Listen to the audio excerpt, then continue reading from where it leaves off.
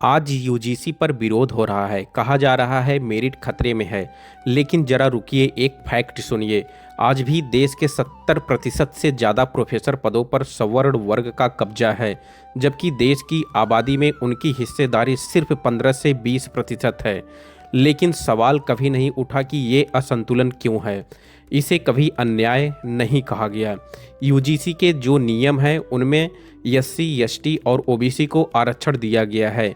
ये कोई भीख नहीं, ये संविधान के अनुच्छेद 15(4) और 16(4) के तहत दिया गया अधिकार है। फिर भी जैसे ही कहा गया कि इन नियमों को ईमानदारी से लागू करो, अचानक शोर मच गया। शिक्षा बर्बाद हो जाएगी, मेरिट मर जाएगी। लेकिन सच क्या है? आईआईटी, आईआईएम और केंद्रीय विश्वविद्यालयों में हजारों आरक्षित पद सालों तक खाली रखे गए ताकि प्रतिनिधित्व न बढ़े। तब तक कोई आंदोलन नहीं हुआ, कोई मेरिट नहीं रोई। जैसे ही वो पद भरने की बात आई, विरोध की आग लग गई। अब बात करते हैं रिसर्च की। जब जेआरएफ, एसआरएफ जैसी रिसर्च स्कॉलरशिप में पहली पीढ़ी के ओबीसी, एससी, एसटी छात्र आने लगे तो कहा गया ये रिसर्च के लायक नहीं है। पर कोई ये नहीं बताता कि लाइब्रेरी, नेटवर्क गाइड, विदेशी संपर्क और सत्ता किसके पास पीढ़ियों से रही है। अब जरा इतिहास भी याद कर लेते हैं।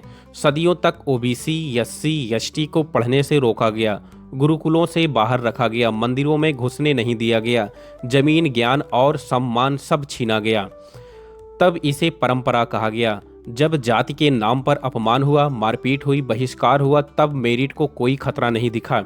लेकिन आज जब वही लोग क्लासरूम में बैठे हैं, लैब में रिसर्च कर रहे हैं और प्रोफेसर की कुर्सी तक पहुंच रहे हैं, तो अचानक मेरिट आईसीयू में चली गई।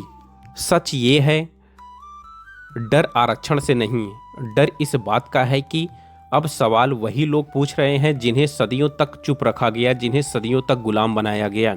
यूजीसी का विरोध ना शिक्षा के लिए है, ना मेरिट के लिए।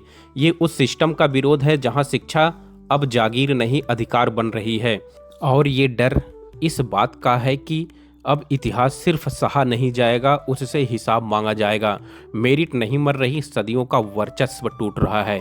आप सभी ओबीसी, एससी, एसटी भाइयों से निवेदन है कि आप लोग यूजीसी का सपोर्ट करें और एक कैंपेन चलाएं सोशल मीडिया पर, ताकि जो लोग विरोध कर रहे हैं इसका फिर से अपना वर्चस्व, हमें गुलाम बनाना चाहते हैं और अपना वर्चस्व कायम करना चाहते हैं और हमारा अधिकार छीनना चाहते हैं, ऐसे लोगों को मुंह तोड़ जवाब दिया जाए। आप लोग हमारा सपोर्ट करिए और ज़रूरत पड़ेगी तो हम लोग धरना भी करेंगे।